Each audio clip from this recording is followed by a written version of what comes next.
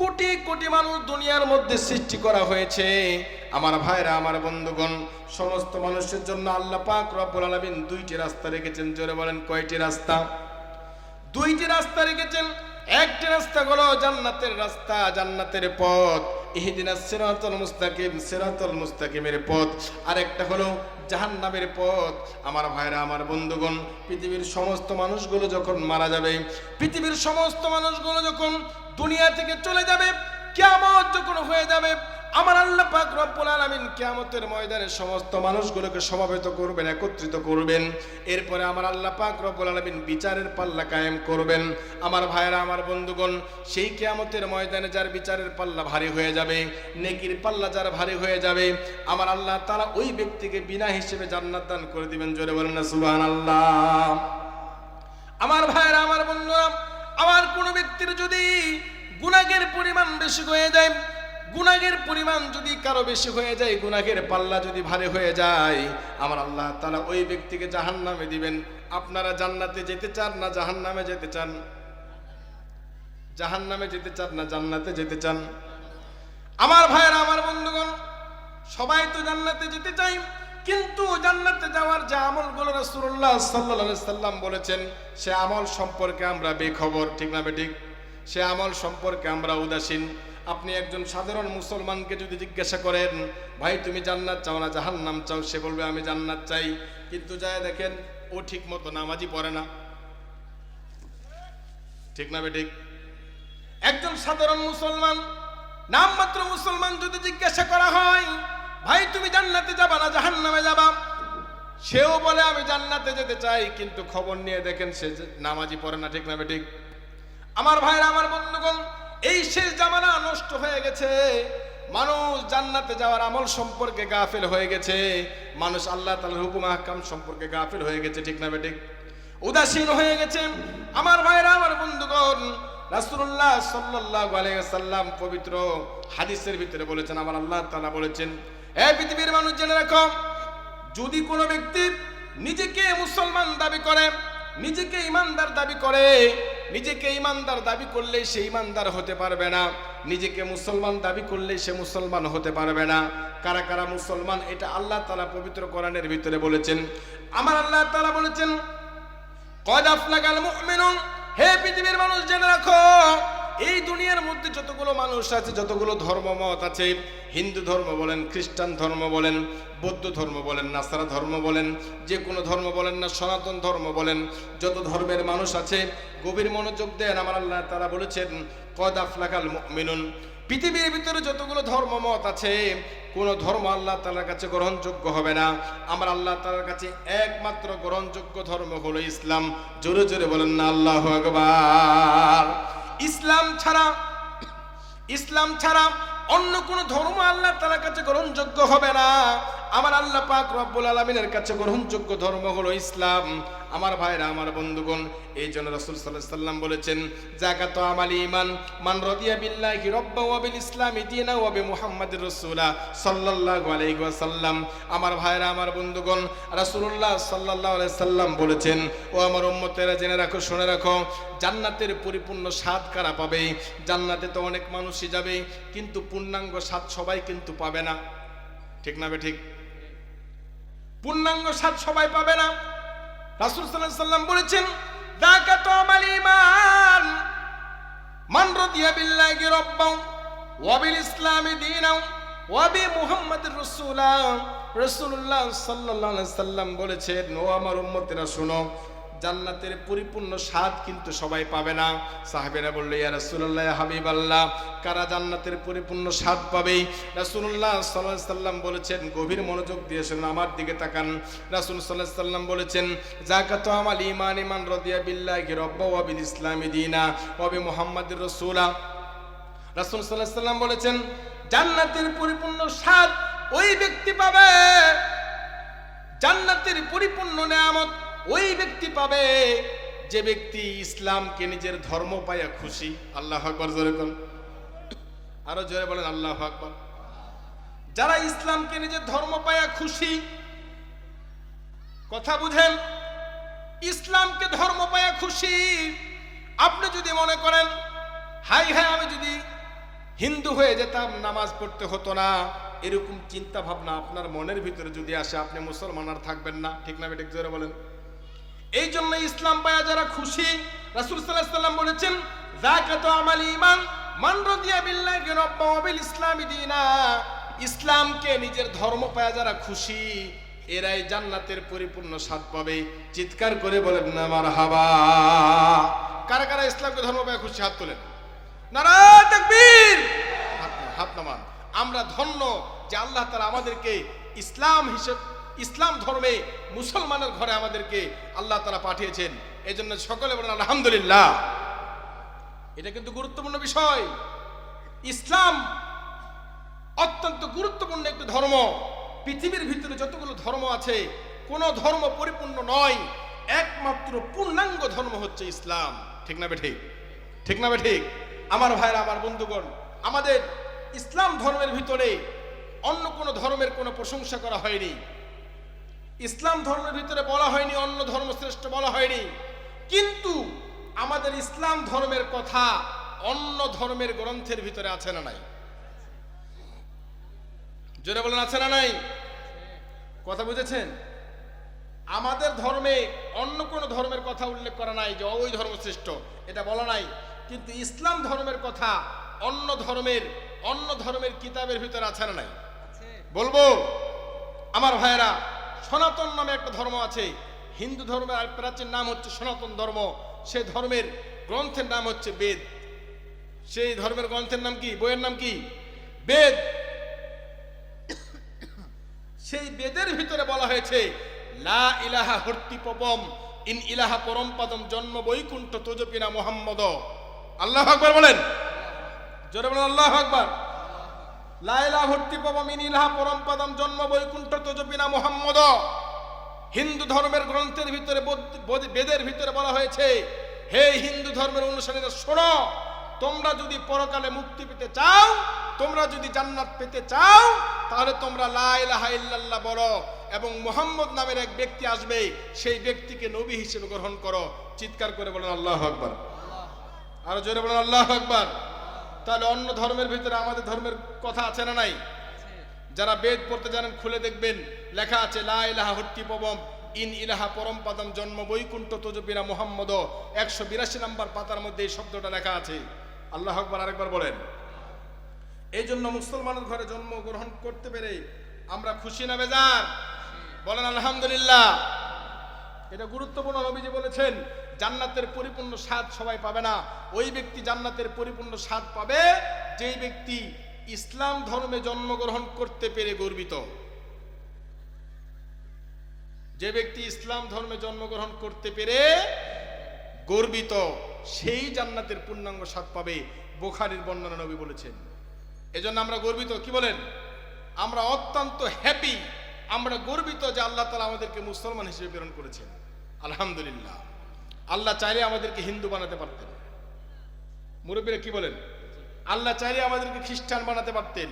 আল্লাহ চাইলে আমাদেরকে ইহুদি নাসারা বানাতে পারতেন। আল্লাহ চাইলে আমাদেরকে অগ্নি পূজক বানাতে পারতেন। কিন্তু আল্লাহ তাআলার দয়া, আল্লাহর ভালোবাসা, আল্লাহ তাআলা আমাদেরকে মুসলমান হিসেবে প্রেরণ করেছেন। আলহামদুলিল্লাহ। আমার ভাইয়েরা, আল্লাহ পাক রব্বুল আলামিন বলেছেন, ইন্নাদ দীনা ইনদাল্লাহিল ইসলাম। হে পৃথিবীর মানুষ, শুনে রাখো, কঠিন কিয়ামতের ময়দানে হিন্দু ধর্মের মানুষেরাও দাঁড়াবে, খ্রিস্টান ধর্মের মানুষেরাও দাঁড়াবে, বৌদ্ধ ধর্মের মানুষেরাও কিয়ামতের ময়দানে কিন্তু দণ্ডায়মান হয়ে যাবে। আমার ভাইরা, আমার বন্ধুগণ, রাসূল সাল্লাল্লাহু আলাইহি ওয়াসাল্লাম বলেছেন, ইউবাসু কুল্লু আবদিন আলা মা মাতা আলাইহি। হযরত আদম আলাইহিস সালাতু ওয়াস সালাম থেকে শুরু করে আখির নবী মুহাম্মদ রাসূলুল্লাহ সাল্লাল্লাহু আলাইহি সাল্লাম পর্যন্ত, এবং মুহাম্মদ রাসূলুল্লাহ সাল্লাল্লাহু আলাইহি সাল্লাম থেকে শুরু করে কিয়ামতের একদিন আগে যে ব্যক্তিরা দুনিয়াতে জন্মগ্রহণ করলো, সমস্ত মানুষেরা কিয়ামতের ময়দানে দাঁড়াবে। আমার ভাইরা, আমার বন্ধুগণ, গভীর মনোযোগ দেন। সমস্ত মানুষগুলো যখন দাঁড়ায় যাবে, আমার আল্লাহ পাক রব্বুল আলামিনের সামনে বিভিন্ন ধর্মের মানুষেরা যখন দাঁড়াবে, আমার আল্লাহ তাআলা বলবে, ও আমার ফেরেশতারা শোনো, যারা হিন্দু ধর্মের অনুসারী আছে, যারা খ্রিস্টান ধর্মের অনুসারী আছে, যারা বৌদ্ধ ধর্মের অনুসারী আছে, সমস্ত ধর্মের মানুষগুলোকে বিনা হিসেবে জাহান্নামে দিয়ে দাও। আজকের এই কিয়ামতের ময়দানে হিসাব নিকাশ হবে একমাত্র মুসলমানের। আল্লাহু আকবার। জোরে বল। আমার ভাইরা, আমার বন্ধুগণ, মুসলমানদের হিসাব নিকাশ হবে, জান্নাতে যাবে একমাত্র মুসলমানেরা। তখন আল্লাহ তাআলা বলবেন, ক্বাদ আফলাকাল মুমিনুন, হে পৃথিবীর মানুষ শোনো, দুনিয়াতে আমি তোমাদেরকে প্রেরণ করেছিলাম, শুধু তোমাদেরকে প্রেরণ করে ক্ষান্ত হয় নাই, তোমাদেরকে দুনিয়াতে প্রেরণ করার পরেই তোমাদের দিক নির্দেশনা দেওয়ার জন্য একজন করে নবী রাসূল প্রেরণ করেছিলাম, তোমাদেরকে সত্যের পথে পরিচালিত করার জন্য যুগে যুগে বিভিন্ন গোত্রের ভিতরে বিভিন্ন রাষ্ট্রের ভিতরে নবী রাসূলদেরকে প্রেরণ করেছিলাম। ও পৃথিবীর মানুষ শোনো, তোমাদেরকে সঠিক পথে গাইডলাইন দেওয়ার জন্য যুগে যুগে বিভিন্ন নবীর উপরে কিতাব নাজিল করেছিলাম, কোরআন নাজিল করেছিলাম। এই নবীরা তোমাদেরকে সত্যের পথে পরিচালিত করেছে, তোমাদের উপরে আমি কোরআন নাজিল করেছিলাম। এই কোরআনের মধ্যে আমি বলেছি ইহদিনাস সিরাতাল মুস্তাকিম, হে আল্লাহ আমাদেরকে সঠিক পথে পরিচালিত করো। আমার ভাইরা, আমার বন্ধুগণ, সেদিন আল্লাহ তাআলা বলবেন, ক্বাদ আফলাকাল মুমিনুন, একমাত্র যারা ঈমানদার, যারা মুসলমান, এরাই এই কিয়ামতের ময়দানে সফলতা অর্জন করতে পারবে। জোরে বলেন না সুবহানাল্লাহ। আমার ভাইরা, আমার বন্ধুগণ, গভীর মনোযোগ দেন। একমাত্র মুসলমানেরাই যেহেতু সফলতা পাবে। কারা মুসলমান? আমার আল্লাহ তাআলা বলেছেন, গভীর মনোযোগ দেন, অত্যন্ত গুরুত্বপূর্ণ কথা। বর্তমান সমাজের ভিতরে অনেক লোককে দেখা যায় মুসলমানের ঘরে জন্মগ্রহণ করেছে, কিন্তু 5 ওয়াক্ত নামাজ পড়ে না। আছে না নাই? ভয় পাচ্ছেন? জোরে বলেন, আছে না নাই? আল্লাহ বলেছেন অনেক মুসলমান আছে, মুসলমানের ঘরে জন্মগ্রহণ করেছে, নামাজ পড়ে না, রাসূলের উম্মত দাবি করে, কিন্তু রাসূলের সুন্নাহর সাথে তার কোনো সম্পর্ক নাই। এরকম লোক আছে না নাই? নিজে বলে আমি রাসূলের উম্মত, কিন্তু রাসূল সাল্লাল্লাহু আলাইহি সাল্লামের সুন্নাহ তার ভিতরে নাই। এরকম লোক আছে না নাই? দাড়ি ছাড়া মুসলমান সমাজে আছে না নাই? জোরে বলেন। সুদখোর মুসলমান সমাজে আছে না নাই? ঘুষখোর মুসলমান সমাজে আছে না নাই? আমার ভাইয়েরা, চমৎকার কথা। আমার আল্লাহ পাক রব্বুল আলামিন পবিত্র কোরআনের 18 নম্বর পারা সূরা মুমিনুনের মধ্যে আল্লাহ তাআলা বলেছেন, শোনো, শুধুমাত্র নাম থাকলে মুসলমান হওয়া যাবে না, মুসলমানের ঘরে জন্মগ্রহণ করলেই মুসলমান হওয়া যাবে না। মসজিদের ইমাম মুয়াজ্জিন জন্মের সময় কানের মধ্যে আজান দিলেই মুসলমান হওয়া যাবে না। মসজিদের ইমাম মুয়াজ্জিন আরেক কানের ভিতরে একামত দিলেই কিন্তু সত্যিকারের মুসলমান হওয়া যাবে না। কারা কারা সত্যিকারের মুসলমান, কারা কারা অরিজিনাল মুসলমান, কারা কারা জান্নাতি মুসলমান, আমার আল্লাহ পাক রব্বুল আলামিন 1400 বছর আগে এই কোরআনের মধ্যে বলে দিয়েছেন। জোরে বলেন না সুবহানাল্লাহ। আরো আসতে বলেন, আরো আসতে বলেন, কেউ শুনবে? কে বলেছেন? কত বছর আগে? 1400 বছর আগে আমার আল্লাহ বলেছেন। বলবো? অনেকে কিন্তু ধরা খেয়ে যাবে, রাগ করবেন নাকি? কারা কারা মুসলমান এবার আসেন, সমাজের ভিতরে প্রমাণ হয়ে যাবে। এখানে আজকে ভোটাভুটি হয়ে যাবে। আল্লাহ বলেছেন মুসলমানের ঘরে জন্মগ্রহণ করলে মুসলমান হওয়া যায় না। নাম মুসলিম উদ্দিন হলেই মুসলমান হওয়া যায় না, আব্দুর রহমান নাম হলেই মুসলমান হওয়া যায় না। আমার ভাইরা, আমার বন্ধুগণ, জান্নাতটা এত সহজ নয়। আমার আল্লাহ তাআলা বলেছেন একজন মুসলমানের 1 নাম্বার গুণ কি হবে? একজন মুসলমানের 1 নাম্বার গুণ হবে আল্লাযীনা হুম ফি সালাতিহিম খাশিউন। আল্লাহু আকবার। একজন মুসলমানের 1 নাম্বার গুণই হলো নামাজ। আল্লাহু আকবার। একজন মুসলমানের 1 নাম্বার গুণ হলো নামাজ। আল্লাহ বলেছেন আল্লাযীনা হুম ফি সালাতিহিম খাশিউন। একজন মুসলমানের 1 নাম্বার বৈশিষ্ট্য হলো নামাজ। যারা বিনয়ের সাথে নামাজ পড়ে, যারা কনকনে শীতের মধ্যে কনকনে শীতের পরোয়া করে না।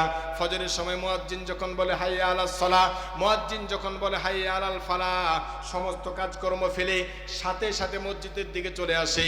নামাজের চাইতে কাজকে বড় মনে করে না, বরং কাজের চাইতে নামাজকে যারা বড় মনে করে, কাজের চাইতে নামাজকে যারা গুরুত্ব দেয়, এরাই হচ্ছে খাঁটি মুসলমান, এরাই হচ্ছে সত্যিকারের মুসলমান। ঠিক না বেঠিক?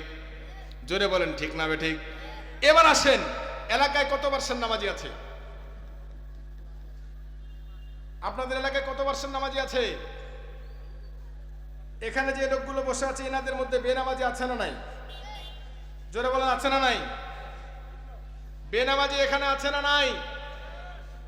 আরে ভাই, যুবক ভাইরা কই? যুবক ভাইরা আছে? আছে যুবক ভাইরা আমার? এখানে যে লোকগুলো আছে এদের মধ্যে অনেকে এমন আছে আজকে এশার নামাজে পড়ে নাই।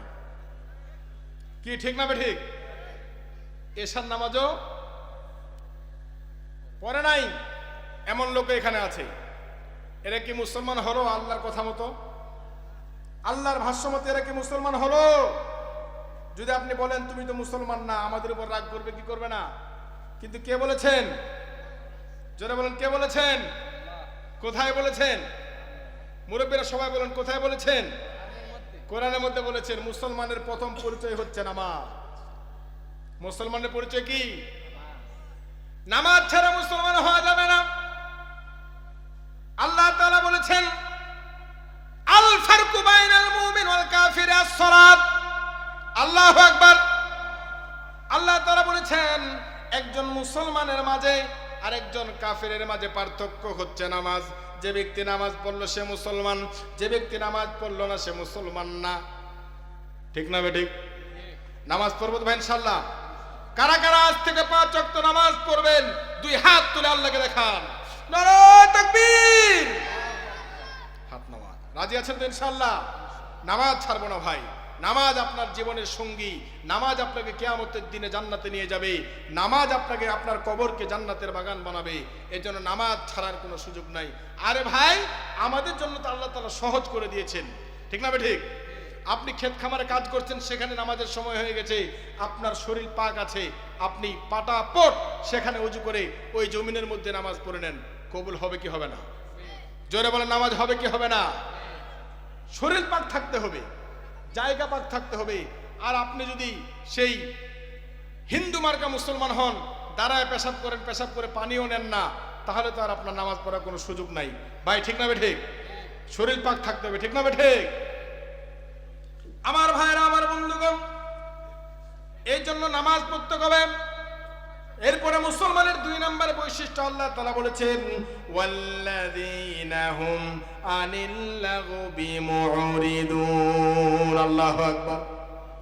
মুসলমানের 2 নম্বর গুণ হলো মুসলমান কখনো দোকানে বসে চায়ের আড্ডা দেওয়ার সময় অনর্থক গল্পগুজব করবে না।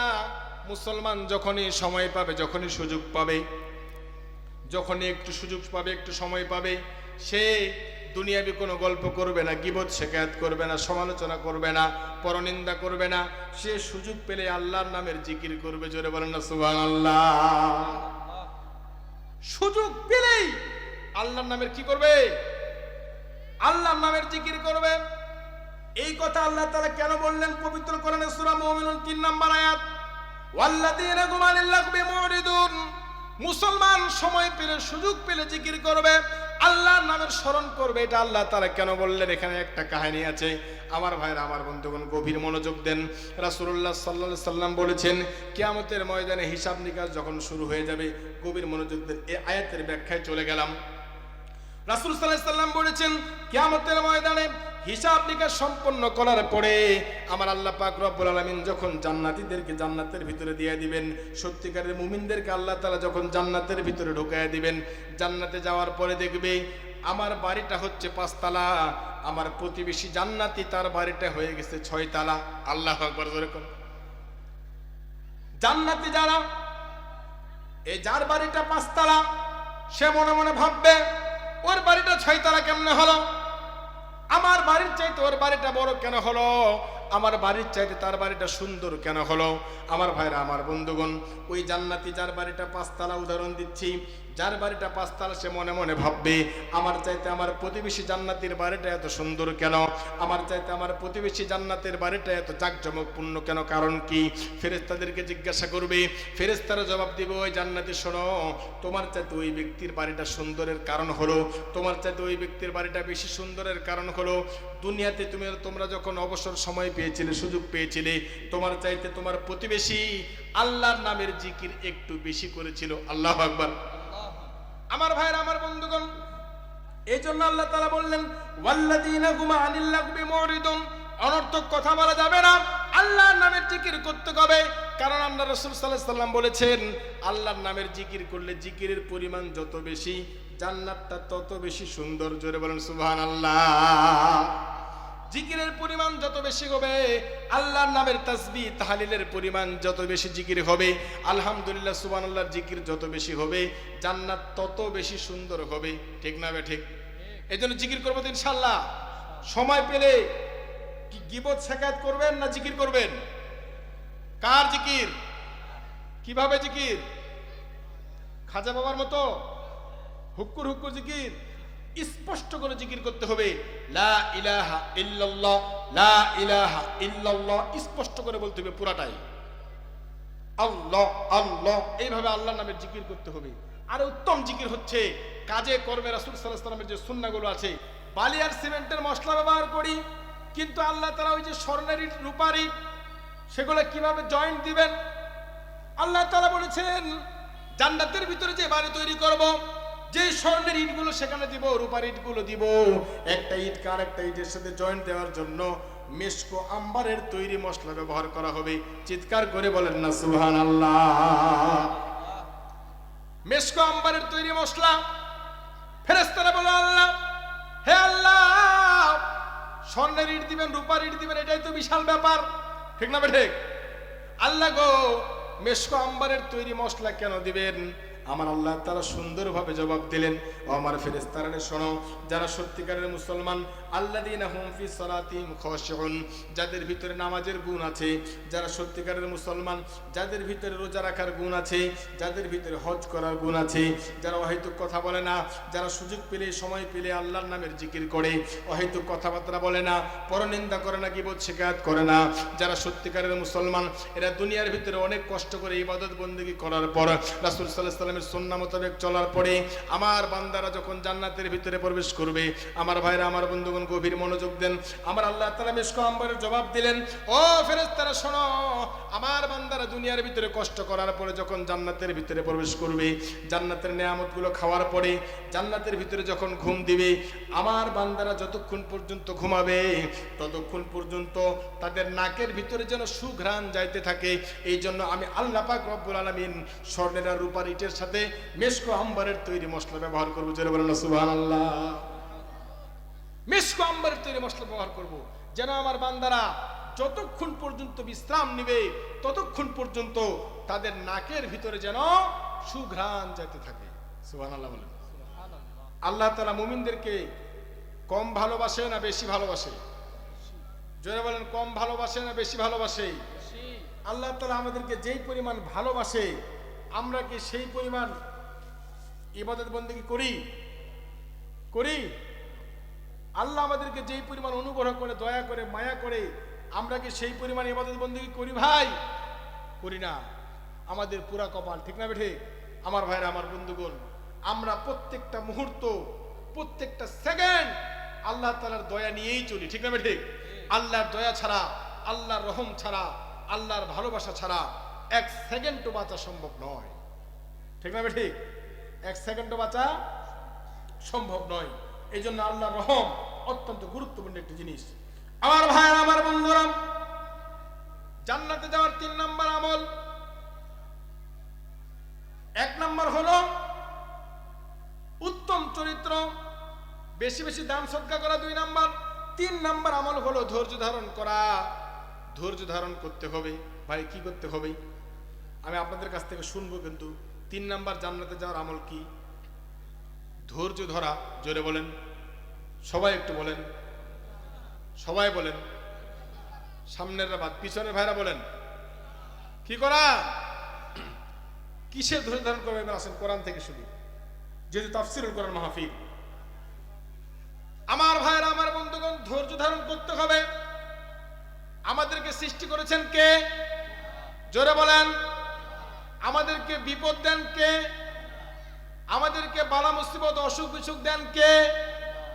আমার ভাইরা, আমার বন্ধুগণ, জান্নাতে যাওয়ার অত্যন্ত গুরুত্বপূর্ণ 3 নম্বর আমল হলো ধৈর্য ধারণ করা। আমার আল্লাহ তাআলা বলেছেন, আমার ভাইরা, আমার বন্ধুগণ, গভীর মনোযোগ দেন। আমার আল্লাহ তাআলা বলেছেন, ওয়ালানাবলুওয়ান্নাকুম বিশাইইম মিনাল খাউফি ওয়াল জু'i ওয়া নাকসিম মিনাল আমওয়ালি ওয়াল আনফুসি ওয়াস সামারাত। আমার আল্লাহ তাআলা বলেছেন, ও দুনিয়ার মুসলমানেরা রে, শুনে রাখো, জেনে রাখো, আমি তোমাদেরকে সৃষ্টি করেছি অনেক মহব্বত করে, অনেক ভালোবেসে। পৃথিবীর ভিতরে যতগুলো মাখলুক সৃষ্টি করেছি, পৃথিবীর ভিতরে যতগুলো প্রাণীকুল সৃষ্টি করেছি, পৃথিবীর ভিতরে যতগুলো বৃক্ষরাজি সৃষ্টি করেছি, আমার আল্লাহ তাআলা বলেছেন লাকাদ কানা লাকুম ফি রাসূলিল্লাহি উসওয়াতুন হাসানাহ।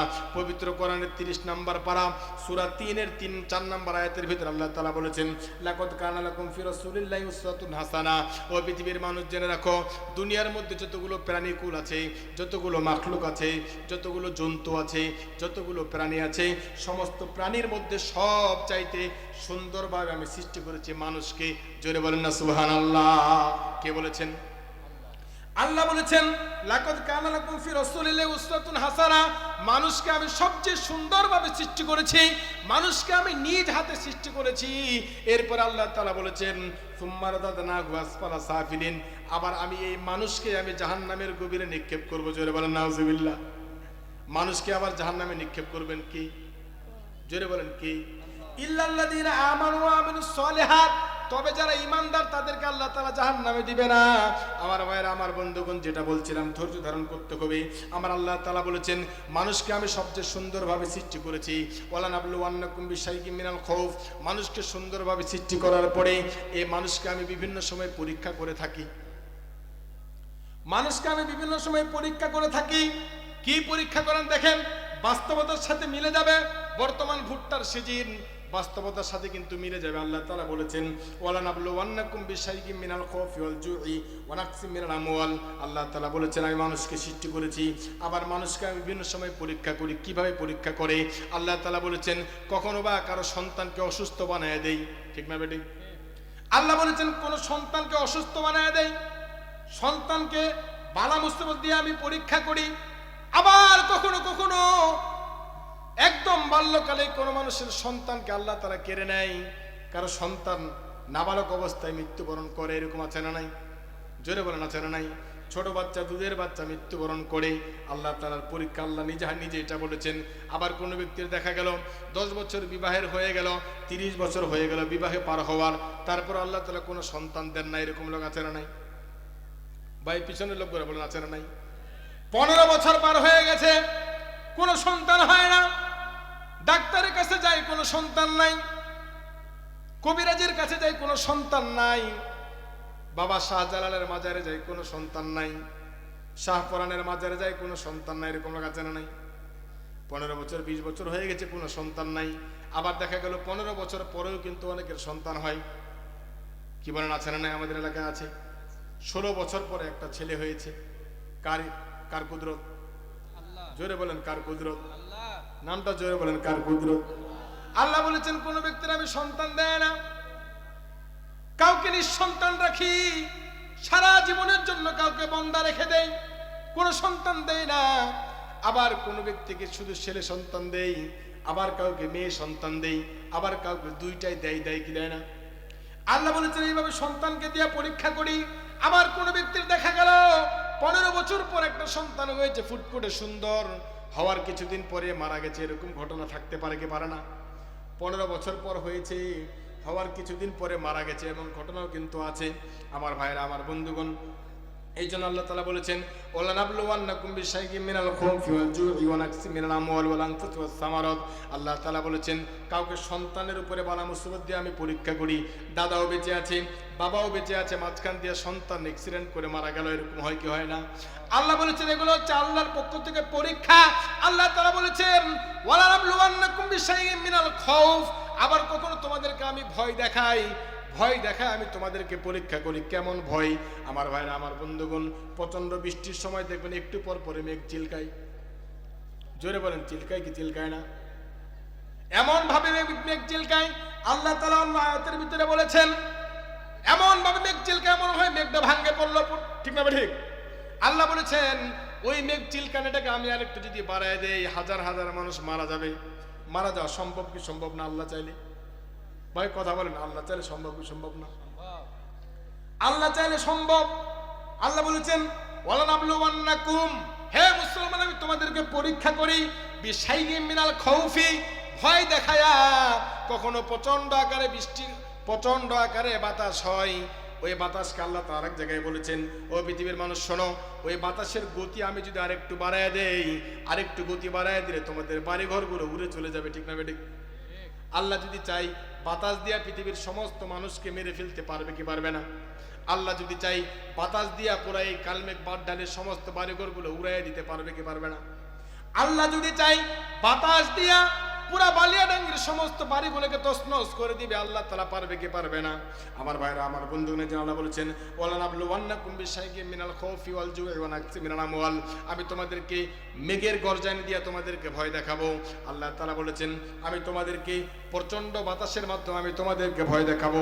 এরপর আল্লাহ তাআলা বলেছেন, ওয়া নাকসি মিনাল আমওয়াল।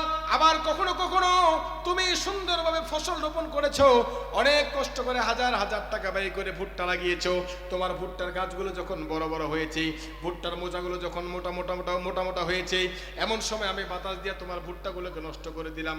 এরকম হয় কি হয় না? কথা বলেন না কেন, হয় কি হয় না? ধানগুলো পেকে গেছে, আপনি লোক রেডি করেছেন, কৃষক রেডি, শ্রমিক রেডি, আগামীকালকে ধান কাটা হবে, আপনি মনে মনে নিয়ত করে রেখেছেন ধানগুলো কেটে আমি ধানগুলো বিক্রি করব, বাড়ির জন্য রাখবো 10 মণ, বাকিটা বিক্রি করে আমি ঋণ পরিশোধ করবো। আপনি মনে মনে কিন্তু সবকিছু বন্টন হয়ে গেছে, সবকিছু রেডি হয়ে গেছে। এমন সময় দেখা গেল ধান কাটার আগের দিন প্রচন্ড বাতাসে আপনার ধান নষ্ট হয়ে গেল। হয় কি হয় না? প্রচন্ড শিলাবৃষ্টির কারণে ধানগুলো নষ্ট হয়ে গেল। আমার ভাইরা, আমার বন্ধুগণ, এগুলো কোনো গাঁজাখড়ি গল্প নয়, এগুলো কোনো বানানো গল্প না। আমার আল্লাহ তাআলা বলেছেন, ওয়া নাকসিম মিনাল আমওয়াল। তোমাদের ফসলগুলো নষ্ট হয়ে যাবে, তোমাদের ভুট্টাগুলো নষ্ট আমি করে দেব। কখনো কখনো তোমাদেরকে পরীক্ষা করার জন্য তোমাদের ভুট্টাগুলো নষ্ট করে দেব, ধানগুলো নষ্ট করে দেব, তোমাদের অন্যান্য ফসলগুলো গমগুলোকে নষ্ট করে দেব। আমার আল্লাহ তাআলা বলেছেন, আবার কখনো তোমাদেরকে বালা মুসিবত দিব, রোগ দিব, এমন এমন রোগ দিব যে রোগের কারণে বাংলাদেশে চিকিৎসা নাই, থাইল্যান্ড যেতে হবে, বাংলাদেশে চিকিৎসা নাই, এমন রোগ হয়েছে বাংলাদেশে কোনো চিকিৎসা নাই, ব্যাংকক যেতে হবে, সিঙ্গাপুর যেতে হবে। এরকম রোগ আল্লাহ তাআলা দিতে পারে কি পারে না? জোরে বলেন, পারে কি পারে না? আমার ভাইরা, আমার বন্ধুগণ, বানানো গল্প নাই। আমার আল্লাহ তাআলা বলেছেন, কখনো আমি তোমাদের শরীরের ভিতরে বিভিন্ন রকমের বালা মুসিবত দিব। কেন দিবেন? কেন দিবেন? আমার আল্লাহ তাআলা জবাব দিলেন, ওয়ালা নাবলুওয়ান্নাকুম বিশাইইম মিনাল খাউফি ওয়াল জুই ওয়া নাকসিম মিনাল আমওয়ালি ওয়াল আনফুসি ওয়াস সামারাত।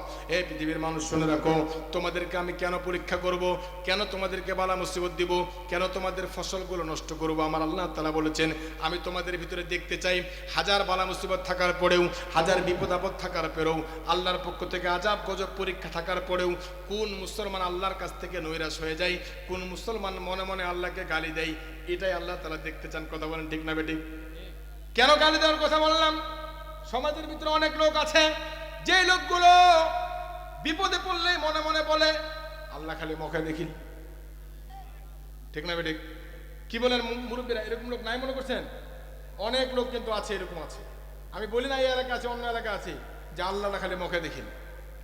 এই কথা বলা সম্পূর্ণ শিরক। এই কথা বলা যাবে না, ঈমান নষ্ট হয়ে যাবে। ঠিক না বেঠিক? বলা যাবে না যে আল্লাহ খালি মুখে দেখি, এই কথা বলা যাবে না। আমার আল্লাহ তাআলা বলেছেন, আমি পরীক্ষা করব, পরীক্ষা করার পরে আমি দেখব কারণ নৈরাশ হয়ে যায়। আমার আল্লাহ তাআলা বলেছেন, চমৎকার কথা বলেছেন। আয়াতের পরের অংশে আল্লাহ তাআলা চমৎকার করে বলেছেন, ওয়া বাশশিরিস সাবিরিন। আল্লাহু আকবার। কি বললেন আল্লাহ তাআলা? ওয়া বাশশিরিস সাবিরিন। বিপদ পাওয়ার পরেও, ভুট্টা নষ্ট হয়ে গেছে তবুও, ধান নষ্ট হয়ে গেছে তবুও, বাল্য বয়সে শিশু অবস্থায় সন্তান মারা গেছে, এরপরও যে ব্যক্তি আল্লাহর কাছ থেকে নৈরাশ হবে না, হাজার বিপদে থাকার পরও যে ব্যক্তি গভীর রজনীতে আল্লাহর কাছে কান্নাকাটি করবে, আল্লাহ গো, আমি সুন্দর করে ফসল আবাদ করেছিলাম, আমার ফসলটাকে তুমি নিয়ে গেছো গো আল্লাহ, তোমার পক্ষ থেকে পরীক্ষা ছিল। আল্লাহ গো, 15 বছর সাধনা করার পরে, 15 বছর 16 বছর সাধনা করার পরে একটা ফুটফুটে সন্তান আমাকে দিয়েছিলা, সেই সন্তানটাকেও তুমি নিয়ে গেলে, আমার ছেলেটা মারা গেল, আমার মেয়েটা মারা গেল। আল্লাহ গো, তোমার উপরে শরণাপন্ন হই, তোমার কাছেই চাই, সব কিছু তোমার পক্ষ থেকে হয়। কারা পরিপূর্ণ ধৈর্য ধারণ করে? আমার আল্লাহ তাআলা বলেছেন, ওয়া বাশশিরিস সাবিরিন। বিপদে পড়ার পরও যে মুসলমান ধৈর্য ধারণ করলো, এদেরকে জান্নাতের সুসংবাদ দিয়ে দাও। চিৎকার করে বলেন না সুবহানাল্লাহ।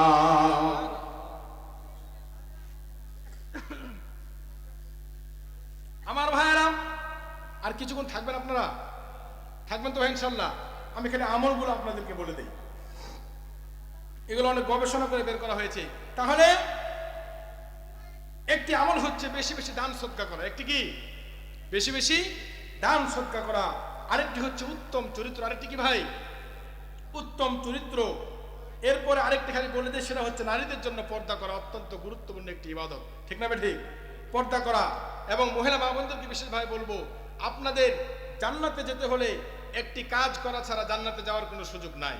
বলবো, মহিলা মা বোনরা যদি সেই কাজটা না করে জান্নাতে যাওয়ার কোনো সুযোগ, মহিলারা তো শুনবেই, আপনারাও আপনাদের স্ত্রীদেরকে আপনাদের মেয়েদেরকে এই বিষয়টা অবশ্যই বলবেন। ওই কাজটা যদি কোনো মহিলা না করে, কারো বাপের ক্ষমতা নাই ওই মহিলাকে জান্নাতে নিয়ে যাবে। চ্যালেঞ্জ! কারো বাপের ক্ষমতা নাই ওই মহিলা জান্নাতে নিয়ে যাবে, ওই মহিলাকে জান্নাতে নিয়ে যাবে। সেই কাজটা কি? বুখারী এবং মুসলিমের বর্ণনা, রাসূল পাক বলেছেন সেই কাজটা হচ্ছে মহিলাদেরকে পর্দা করতে হবে এবং স্বামীকে অসম্ভব ভালোবাসতে হবে। ঠিক না ঠিক? জয় বলেন ঠিক না ঠিক? স্বামীকে অসম্ভব ভালোবাসতে হবে।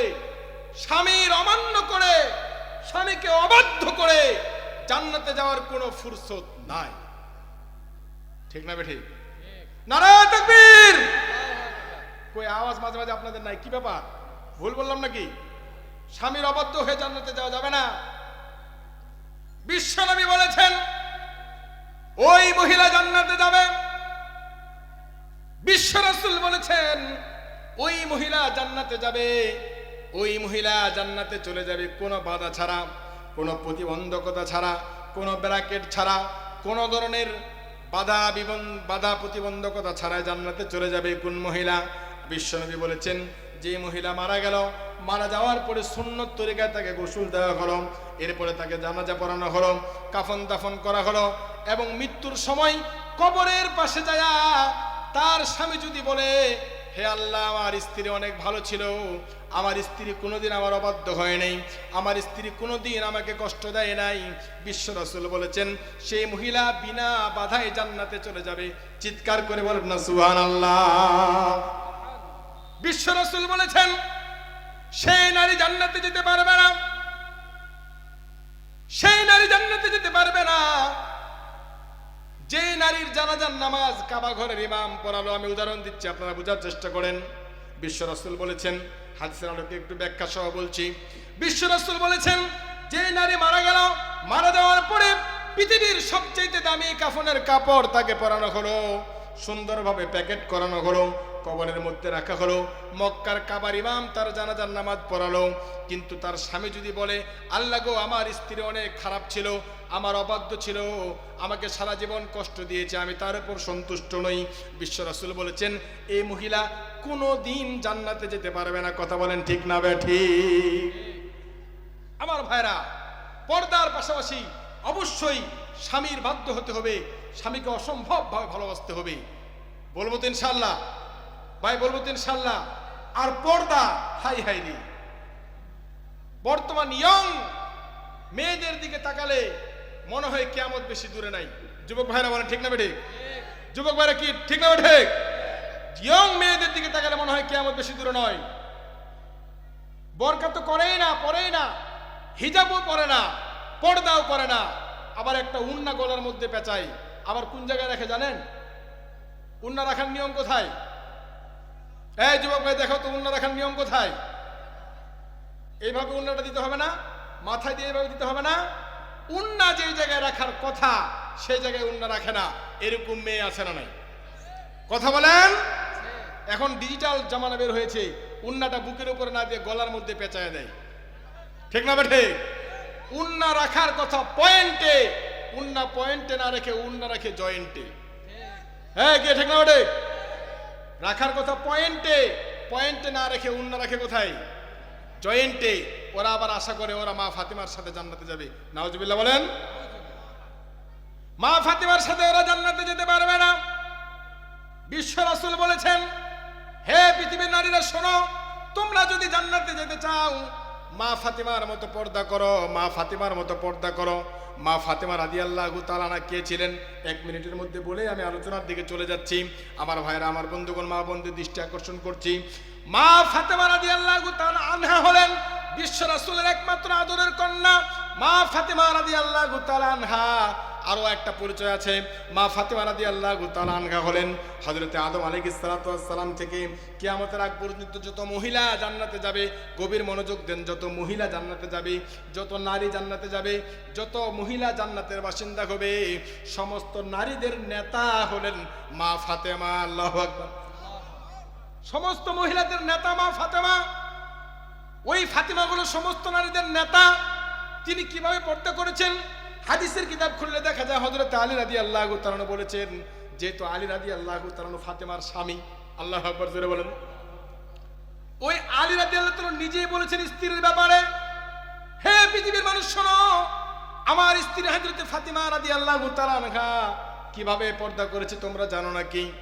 আমার ভাইরা, আমার বন্ধু হযরত আলী রাদিয়াল্লাহু তাআলা বলেছেন, হযরত ফাতেমা রাদিয়াল্লাহু তাআলা আনহার জীবদ্দশায় পৃথিবীর কোনো মানুষ বিশ্ব রাসূল বাদে, হযরতে হাসান হুসাইন তার ছেলে, এই ছেলেগুলো বাদে, এবং হযরতে ফাতেমা রাদিয়াল্লাহু তাআলা আনহার ভাই বাদে, হযরতে ফাতেমা রাদিয়াল্লাহু তাআলার আপন ভাই বাদে, চাচতো ভাই আবার না, আপন ভাই বাদে, রাসূল সাল্লাল্লাহু আলাইহি সাল্লাম বাদে, হাসান হুসাইন বাদে, এবং তার একান্ত স্বামী হযরতে আলী রাদিয়াল্লাহু তাআলা আনহু বাদে, এই চারজন পুরুষ বাদে পৃথিবীর কোনো মানুষ ফাতেমা রাদিয়াল্লাহু তাআলা আনহার চেহারা দেখতে পারে না। আল্লাহু আকবার। কেউ ফাতেমার চেহারা দেখে নাই। হযরত ফাতেমা বললেন, আলী শোনো, পৃথিবীর কোন মানুষ আমার চেহারা দেখে নাই, বিশ্ব রাসূল আমার চেহারা দেখেছে, হাসান হুসাইন দেখেছে, আমার ছেলে, তুমি আমার স্বামী তুমি দেখেছো, এছাড়া আর কোনো মানুষ আমার চেহারা দেখে নাই। হযরত ফাতেমা রাদিয়াল্লাহু তাআলা আনহা ওসিয়ত করলেন, আলী রে, আমি যখন ইন্তেকাল করব, আমার লাশটা যখন দাফন দেওয়া হবে, দাফন দেওয়ার সময়ও যেন পৃথিবীর কোনো মানুষ আমাকে না দেখে। চিৎকার করে বলেন না আল্লাহু আকবার। কি বলেন? তাদের মতো পর্দা করা ছাড়া জান্নাতে যাওয়ার কোনো সুযোগ আছে? মহিলা বাবা বন্ধু দৃষ্টি আকর্ষণ করব, পর্দা অত্যন্ত গুরুত্বপূর্ণ একটা ফরজ আপনার উপরে। ফরজ ফরজ বিধান লঙ্ঘন হবে যদি আপনি বেপরদায় ঘোরাফেরা করেন। বর্তমান ডিজিটাল যুগ, অনেকে ভাবে চাস্তো ভাইয়ের সাথে দেখা করা যাবে, মনে মনে বলে কি বলে না, কোনো সুযোগ নাই। শালি মনে করে দুলাভাইয়ের সাথে দেখা করা যাবে, যাবে কি? কি বলেন, যাবে? যাবে না। এগুলো হলো শয়তানের ধোঁকা। ফাবা মামাতো ভাই, খালাতো ভাই, ফুফাতো ভাই, এরা তো অসুবিধা নাই মনে করে, কিন্তু অনেকেই শয়তানের ধোঁকা।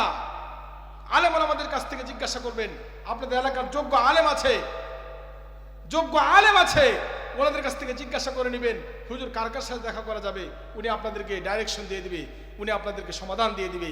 এইভাবে ফলো করে চলবেন। আল্লাহ তাআলা মহিলা মা বোনদেরকে পরিপূর্ণভাবে পর্দা করার তৌফিক দান করে বলেন আমিন। আমার ভাইয়েরা, আমি একটু আগে বলেছি জান্নাতে আমরা কারা কারা যেতে চাই। মান বানাল্লাহি মাসজিদাম বানাল্লাহু লাহু বাইতান ফিল জান্নাহ।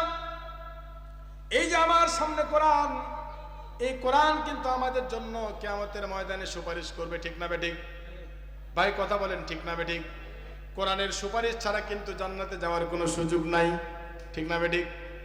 রাসূল সাল্লাল্লাহু আলাইহি সাল্লাম বলেছেন, যারা এই কোরআনকে মহব্বত করলো, এই যে দেখেন, যারা কোরআনকে ভালোবাসলো, যাদের দিলের ভিতরে কোরআন আছে, যারা কোরআনকে ভালোবেসেছে, আমার ভাইরা, আমার বন্ধুগণ, ওই ব্যক্তিরা যখন কবরের মধ্যে চলে যাবে, কবরের মধ্যে যাওয়ার পরে এই কোরআনকে যারা ভালোবেসেছে, গভীর মনোযোগ দেন, রাসূল সাল্লাল্লাহু আলাইহি সাল্লাম বলেছেন, কোরআনকে ভালোবাসনেওয়ালা, কোরআনকে মহব্বত করে নেওয়ালা, কোরআনের সাথে সম্পর্ক রাখনেওয়ালা, ওই ব্যক্তি যখন কবরের মধ্যে চলে যাবে, কবরের মধ্যে যাওয়ার পরে তার মাথার ডান দিক থেকে যখন আযাব আসবে, এই কোরআন ডান দিকে চলে যাবে, বলবেন না এই ব্যক্তিকে আযাব দেওয়ার কোনো সুযোগ নাই, এই ব্যক্তি আমাকে মহব্বত করেছে, আমাকে ভালোবেসেছে, ডান দিক থেকে আযাব বন্ধ হয়ে গেল।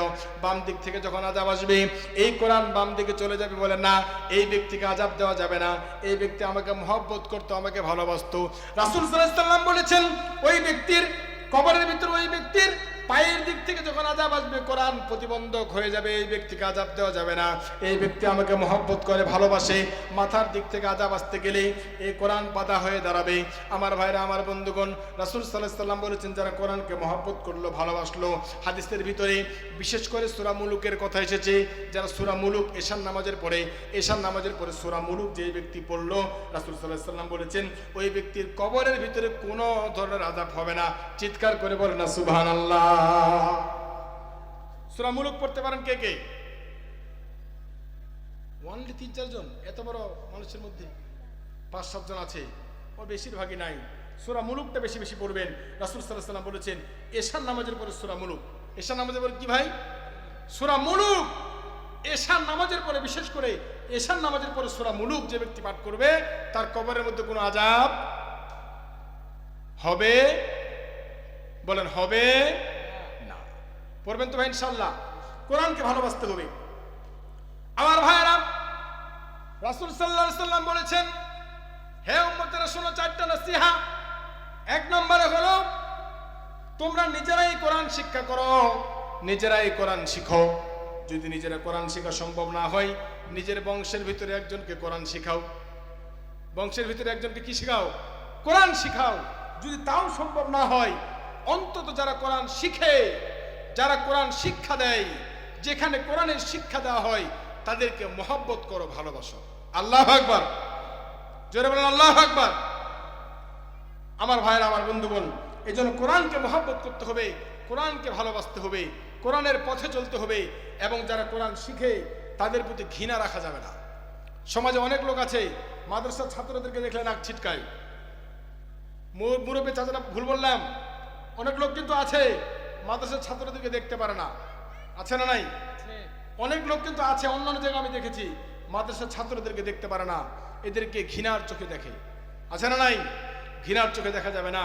রাসূল সাল্লাল্লাহু আলাইহি ওয়াসাল্লামের সহিহ হাদিস, মুসলিম শরীফের হাদিস, ওলামায়ে কেরাম আছে, যোগ্য আলেম আছে। রাসূল সাল্লাল্লাহু আলাইহি ওয়াসাল্লাম বলেছেন যারা কোরআনের সাথে লেগে আছে এদেরকে ভালোবাসো। আল্লাহু আকবার বলেন। আরে আমরা দূরে যাব কেন? আপনি নিজের বাড়িতে দেখেন, মহিলা মা বোনদের দিকে দেখেন, সাধারণ কাপড়কে আমরা ফেলে দেই, ঠিক না বেঠিক?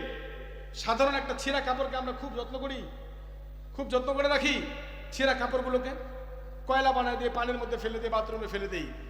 কিন্তু যে কাপড়টা এই কোরআনকে ঢেকে রেখেছে, গিলাফ, আপনারা দেখেছেন, সবাই দেখেছেন, মানে কোরআনের যে গিলাফগুলো পাওয়া যায় কাপড়ের, পরবর্তীতে ওই গিলাফটা যখন ছিঁড়ে যায় মহিলারা দেখবেন ওইটা কিন্তু যেখানে সেখানে ফেলে না, ঠিক না ঠিক? আবার অনেক মহিলাকে আমি দেখেছি কোরআনের গিলাফ ধোয়ার পরে যে পানি, সেই পানিটাকেও ফেলে না। আল্লাহু আকবার বলেন। দেখেননি আপনারা? পানিটাকে ভালো জায়গায় রাখে দেয় বা টিনের চালের মধ্যে দিয়ে দেয় যেন অসম্মান না হয়। বলেন তো ওই কাপড়টাকে কেন সম্মান করে? হ্যাঁ, কোরআনের জন্য। জোরে বলেন কিসের জন্য? ওই যে কাপড়ের গিলাফটাকে কেন সম্মান করে ভাই? কোরআনের জন্য। গিলাফ ধোয়া পানিটাকে কেন সম্মান করে? কোরআনের জন্য। কোরআনের যে রেহালগুলো এগুলোকে সম্মান করে কেন? কোরআনের জন্য। এই জন্য রাসূল সাল্লাল্লাহু আলাইহি ওয়াসাল্লাম বলেছেন কোরআনের সাথে যারাই লেগে থাকবে এরাই দামি হয়ে যায়। বলেন সুবহানাল্লাহ। রাসূল চলে যাচ্ছে আমরা, নবীজি বলেছেন মান কোরআন কোরআনাম ফাস্তাযহারহু ফাআল্লা হালালাহু ওয়া হারামা হারামা। এই পৃথিবীর মানুষ শুনে রাখো, যারা এই কোরআনকে পড়লো, যারা কোরআনকে মহব্বত করলো, কোরআনকে যারা ভালোবাসলো, কেমন ভালোবাসা? কোরআন যেগুলোকে হালাল বলেছে সেগুলোকে হালাল হিসেবে গ্রহণ করলো, কোরআন যেগুলোকে হারাম বলেছে সেগুলোকে হারাম হিসেবে বর্জন করলো। রাসূল সাল্লাল্লাহু আলাইহি ওয়াসাল্লাম বলেছেন মান করাল কোরআনা ফাস্তাযহারহু ফাহাল্লা হালালা ওয়া হারামা হারামাহু আদখালাহুল্লাহুল জান্নাহ। সুবহানাল্লাহ বলুন। আল্লাহ নবী বলেছেন কোরআনকে যারা ভালোবাসবে এদেরকে আল্লাহ তাআলা জান্নাত দান করবে। শুধু জান্নাত নয়, রাসূল সাল্লাল্লাহু আলাইহি ওয়াসাল্লাম বলেছেন ওয়া শাফাআহু বিআশরাতি মান ওয়াজাবাত লাহুমুন নার। যারা কোরআনকে ভালোবাসবে এরা শুধু নিজেরাই জান্নাতে যাবে তা নয়, এরা নিজেরাও জান্নাতে যাবে এবং আরো সাথে 10 জন ব্যক্তিকে জান্নাতে নিয়ে যেতে পারবে। জোরে বলুন সুবহানাল্লাহ। কোরআনকে যারা ভালোবাসে এরা কয়জনকে জান্নাতে নিয়ে যাবে? জোরে বলেন কয়জনকে? নারায়ে তাকবীর। ভাই কয়জনকে নিয়ে যাবে? 10 জন ব্যক্তিকে জান্নাতে নিয়ে যাবে যারা কোরআনকে ভালোবাসবে। বিশ্ব রাসূল বলেছেন ওয়া শাফাআহু বিআশরাতি মান ওয়াজাবাত লাহুমুন নার। কেমন 10 জনকে নিয়ে যাবে? শাফাআহু বিআশরাতি মান ওয়াজাবাত লাহুমুন নার। এমন 10 জন ব্যক্তিকে জান্নাতে নিয়ে যাবে যে 10 জন ব্যক্তির জন্য জাহান্নাম ওয়াজিব। আল্লাহু আকবার জোরে বলেন। হাদিসটা বুঝেননি? মানে এমন 10 জন ব্যক্তিকে জান্নাতে নিয়ে যাবে যাদের জন্য জাহান্নাম ওয়াজিব। যারা জান্নাতে যাওয়ার ওরা তো চলেই গেল, ওদের জন্য তার সুপারিশ লাগবে না। যারা জাহান্নামে চলে যাচ্ছে, উপায় নাই, গুনাহে ভরপুর, গুনাহের পাল্লা ভারী, জাহান্নাম ছাড়া কোনো সুযোগই নাই, এইরকম 10 জনকে জান্নাতে নিয়ে যাবে। চিৎকার করে বলেন সুবহানাল্লাহ। আমার ভাই, এই জন্য কোরআনের পক্ষে থাকতে রাজি আছেন? কারা কারা কোরআনের পক্ষে থাকতে রাজি আছেন? দুই হাত তুলে আল্লাহকে দেখান। নারায়ে তাকবীর, নারায়ে তাকবীর।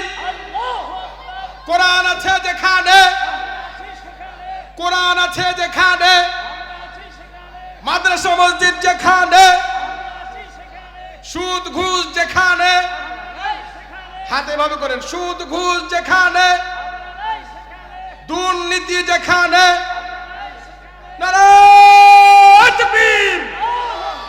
আমার ভাইরা, আপনাদের কাছে রিকোয়েস্ট, এই কোরআনকে ভালোবাসবেন, কোরআনের পক্ষে থাকবেন।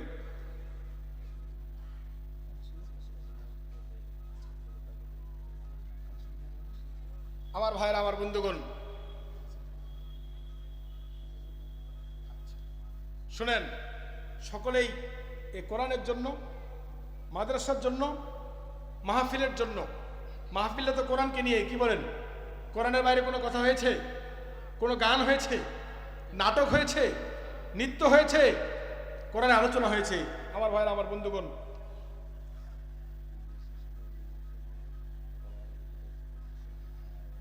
আমরা কোরআনকে ভালোবেসেছি সবাই। কেউ উঠবেন না, আমরা দোয়ার দিকে চলে যাবো কিছুক্ষণের মধ্যেই। আমার ভাইরা, আমি অনলি, সকলে তো সহযোগিতা করবেন, আমি 30 জন ব্যক্তি নেব। কয়জন ভাই বলেন, কয়জন? আপনার কেউ মনক্ষুণ্ণ হবে না, বিরক্ত হবে না, এটা একটা প্রক্রিয়া, মাদ্রাসার উন্নয়ন। এই মাদ্রাসা কিয়ামত পর্যন্ত থাকবে, আপনারা জানতো নাকি? ইনশাল্লাহ এই মাদ্রাসা আমাদের এলাকাবাসীর জন্য রহমত, ঠিক না ঠিক? আমাদের জন্য রহমত।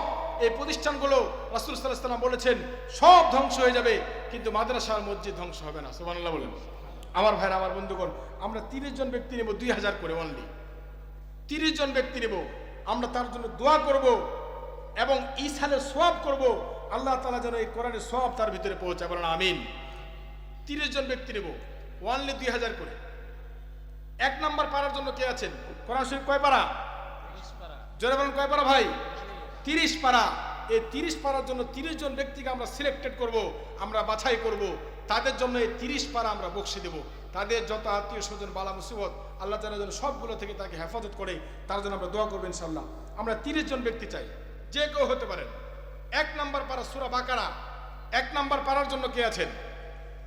কথা আমার বুঝেননি মনে হয়। 1 নাম্বার পারার জন্য কে আছেন? 1 নাম্বার পারা সূরা বাকারা। এই পারার মধ্যে যতগুলো হরফ আছে, অক্ষর আছে, সমস্ত কিছুর সওয়াব যেন আল্লাহ তাআলা ওই ব্যক্তির কবরের ভিতরে পৌঁছায়, আমরা দোয়া করব ইনশাআল্লাহ। রাজি আছেন ভাই? আমরা অনলি 30 জন ব্যক্তি নেব। প্রথম পারার জন্য কে আছেন? 2000ই লাগবে। নারায়ে তাকবীর। যুবক ভাইরা একটু সাহস দিবেন, তাহলে সওয়াব পাবেন। এটা হলো উৎসাহ দেওয়া। নারায়ে তাকবীর। জনাব মোহাম্মদ আবু হায়াত নুরুন নবী, সাবেক সাংগঠনিক সম্পাদক, ঠাকুরগাঁও জেলা বিএনপি, উনি প্রথম পারার জন্য 2000। লিল্লাহি তাকবীর। আল্লাহ তাআলা এই দানকে কবুল করুক এবং প্রথম পারার মধ্যে যেই পরিমাণ সওয়াব আছে, আল্লাহ ওনার সমস্ত মৃত আত্মীয় স্বজনকে কবরের ভিতরে এই সওয়াবটুকু আল্লাহ তাআলা পৌঁছে দিন, সকলে বলে আমিন। ভাই 2 নাম্বার পারার জন্য আসেন, সূরা বাকারার 2 নাম্বার পারা। জনাব অ্যাডভোকেট ইউসুফ আলী। নারায়ে তাকবীর। আল্লাহ তোমার বান্দা জনাব অ্যাডভোকেট ইউসুফ আলী সাহেব 2 নাম্বার পারার জন্য 2000 টাকা দান করেছে। আল্লাহ তোমার বান্দার দানকে তুমি কবুল করে নাও। এই 2 নাম্বার পারার মধ্যে যেই পরিমাণ সওয়াব আছে, সমস্ত সওয়াবটুকু তার কবরের ভিতরে পৌঁছে দাও, সকলে বলেন আমিন। ভাই 3 নাম্বার পারা, আয়াতুল কুরসি আছে 3 নাম্বার পারার মধ্যে, চমৎকার আছে। প্রত্যেক পারার মধ্যে কি কি আছে আমরা সংক্ষেপে বলার চেষ্টা করব। 3 নাম্বার পারার মধ্যে আছে আয়াতুল কুরসি। কেউ নাই? জনাব মোহাম্মদ অয়ন চৌধুরী। নারায়ে তাকবীর। আল্লাহ তোমার বান্দা মোহাম্মদ অয়ন চৌধুরী 3 নাম্বার পারার জন্য 2000 টাকা, 3000 টাকা দান করেছে। আল্লাহ তোমার বান্দার দানকে তুমি কবুল করে নাও এবং আয়াতুল কুরসি সহ 3 নাম্বার পারার মধ্যে যেই পরিমাণ সওয়াব আছে, এই পরিমাণ সওয়াব তাদের মৃত আত্মীয় স্বজনের কবরের ভিতরে পৌঁছে দেয়, সকালে বলেন আমিন। 4 নাম্বার পারা সূরা আলে ইমরান। সব এখানেই এনাদের মধ্যে জনাব এস এম শফিকুল ইসলাম, জনাব এস এম শফিকুল ইসলাম। নারায়ে তাকবীর। 4 নাম্বার পারা মাহফিলের সঞ্চালনায় 4 নাম্বার পারার জন্য উনি 2000 টাকা দিয়েছেন। আল্লাহ তোমার বান্দার দানকে তুমি কবুল করো, সকলে বলেন আমিন। ভাই 5 নাম্বার পারা সূরা নিসা আছে 5 নাম্বার পারার মধ্যে। সূরা নিসা মানে মহিলাদের সূরা। আমরা চাই এইটা মহিলাদের কাছ থেকে আসুক। 5 নাম্বার পারার মধ্যে কোন সূরা আছে? সূরা নিসা। নিসা মানে হচ্ছে মহিলা। নিসা মানে কি? মহিলা। ভাই 5 নাম্বার পারার জন্য কে দিবেন 2000 টাকা? মসজিদের জন্য, কোরআনের জন্য 5 নাম্বার পারা আমরা পারা ভিত্তিক কালেকশন করব, যেন আল্লাহ তাআলা ওই পারার সবটা তার জন্য পৌঁছায় দেয়। ভাই কি বলেন, আপনারা দিবেন না?